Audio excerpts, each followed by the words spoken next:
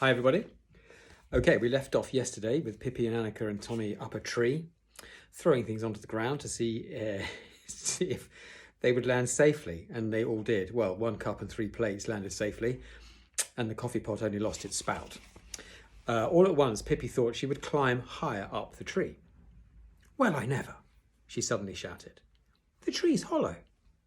There was a big hole that went right inside the trunk. The leaves had kept it hidden from the children. "Oh, can I climb up as well and have a look?" Tommy said, but he didn't get an answer. "Pippi, where are you?" he called anxiously.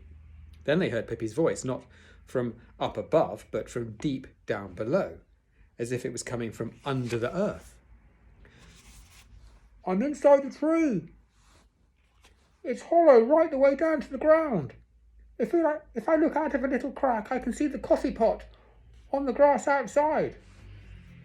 "Oh, how are you going to get back up?" shouted Annika. "I'm never coming back up," Pippi said. "I'll stay here until I retire, and you'll have to throw food to me through the hole up there, 5 or 6 times a day." Annika started crying. "No more sorrow, no more tears," said Pippi. "Come down here instead, you two, and we can pretend we're languishing in a dungeon." "Not likely," said Annika, and to be on the safe side, she climbed right the way down the tree. "Annika, I can see you through the crack," Pippi shouted. "Don't tread on the coffee pot. It's a dear old coffee pot that's never done anyone any harm, and it's not its fault that it hasn't got a spout any longer."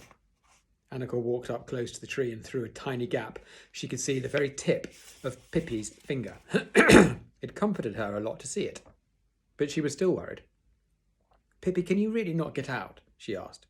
Pippi's finger disappeared, and it took less than a minute for her head to pop out of the hole. And it took less than a minute for her head to pop out of the hole up in the tree. I might be able to if I try really hard," she said, holding back the leafy branches. "If it's that easy to get there," said Tommy, who was still up in the tree, "then I want to come down and languish a little bit too." Said Pippi. "I think we ought to get a ladder." She heaved herself out of the hole and scrambled down to the ground. Then she ran to get a ladder, hauled it up into the tree, and stuck it into the hole. Tommy couldn't wait to climb down inside. It was pretty difficult clambering up the tree to the hole because it was so high up. But Tommy was brave, and he wasn't afraid to step inside the dark tree trunk. Annika watched him disappear, and she wondered if she would ever see him again. She tried looking through the gap. "Annika," she heard Tommy call, "you'll never believe how wonderful it is. You've got to come in too. It isn't dangerous at all when you've got a ladder to climb on. Once you've done it, you won't want to do anything else ever." "Are you sure?" Annika asked. "Absolutely," Tommy replied.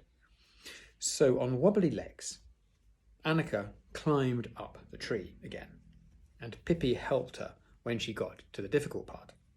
She shrank back when she saw how dark it was inside the trunk, but Pippi held her hand and encouraged her.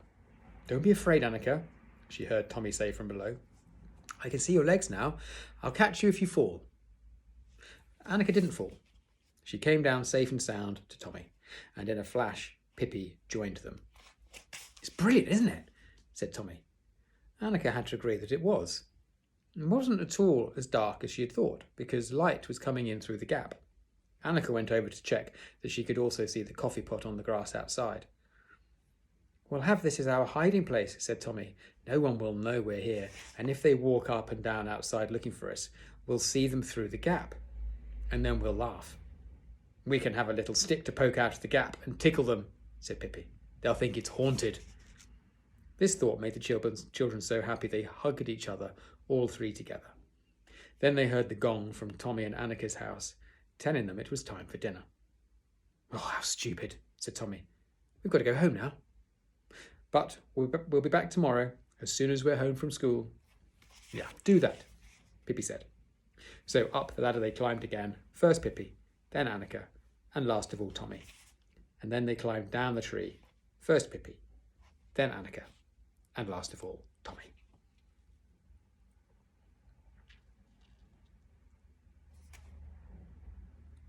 Right, next chapter. Pippi plans an outing, a trip. We're not going to school today, Tommy said to Pippi. They're scrubbing the floor, so we've got the day off. Ha, yelled Pippi. Another injustice. I never get a day off for floor scrubbing, although it's about time. Just look at the state of that kitchen floor. Still, when I think about it, I can scrub the floor anyway, day off or not, and that's exactly what I intend to do now. I'd like to see anyone try and stop me. Hop on the kitchen table, you two, so you're out of the way.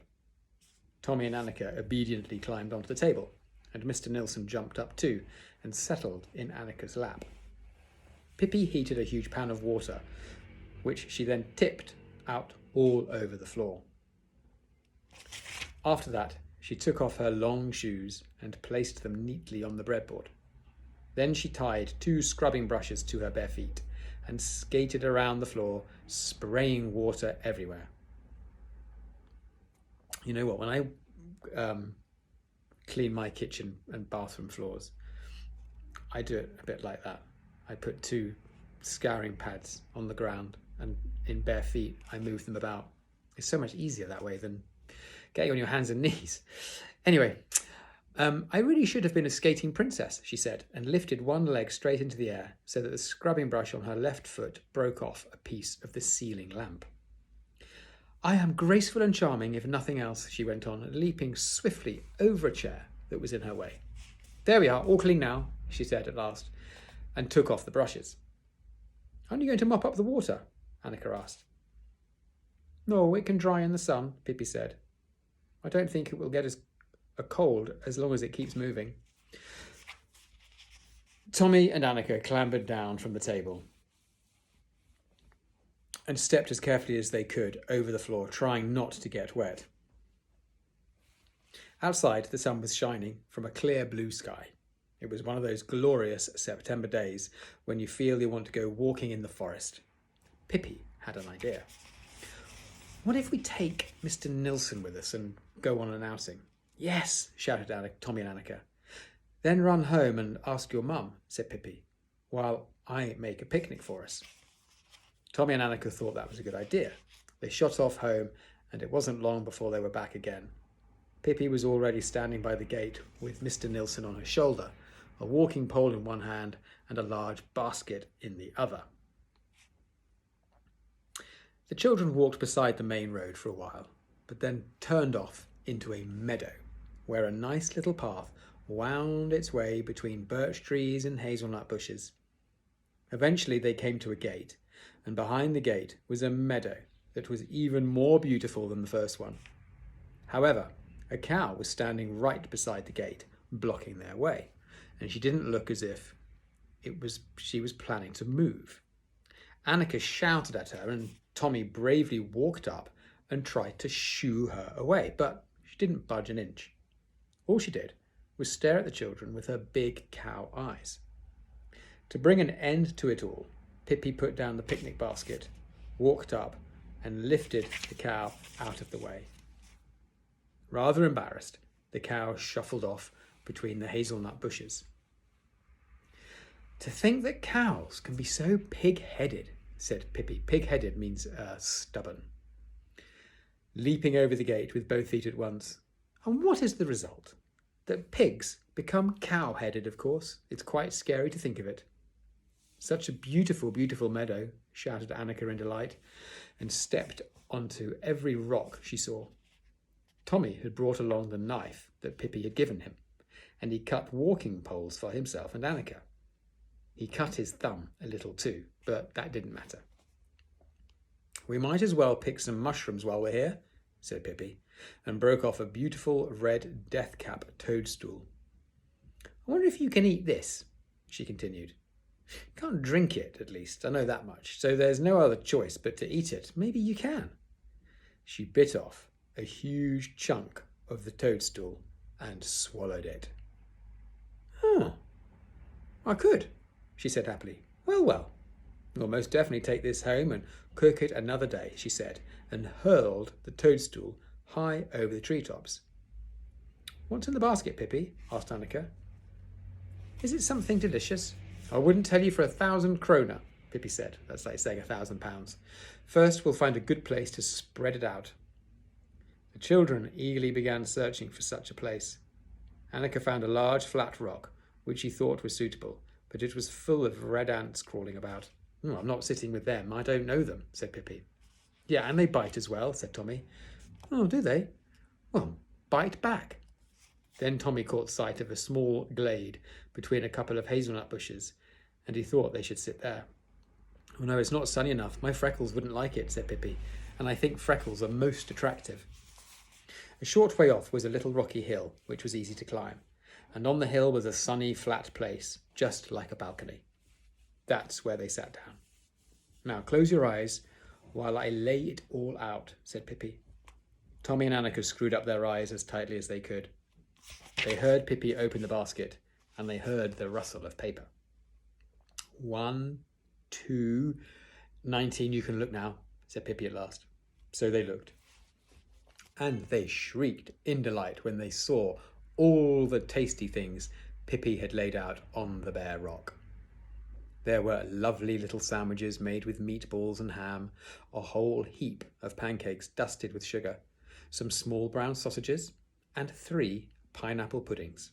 Because you see, the chef on Pippi's father's boat had shown her how to cook. Oh, it's so nice having a floor scrubbing day, said Tommy with his mouth full of pancake. We should have one every day. No, I don't think so, said Pippi. I'm not that mad about scrubbing floors. It's fun, I'll give you that, but not every day. That would be boring. Eventually the children were so full they could hardly move, so they sat still and enjoyed the sunshine. I wonder if it's hard to fly, said Pippi, looking over the edge, lost in thought. The rock face dropped steeply below them, and it was a long way to the ground. You could probably learn to fly down, she went on, but flying up would be worse. Better to start with the easiest way. I think I'll try. No, Pippi, yelled Tommy and Annika together. No, please, Pippi, don't do it. But Pippi was already standing on the edge. Fly, you flappy, fly, and the flappy fly flew, she said. And just as she said flew, she raised her arms and stepped out into thin air. After half a second, there was a thud. It was Pippi hitting the ground. Tommy and Annika lay on their stomachs, peering down at her in terror. Pippi stood up and brushed off her knees. I forgot to flap, she said happily, and I think I had too many pancakes in my tummy. Just at that moment, the children realised that Mr. Nilsson was missing. He'd clearly set off on a little outing of his own.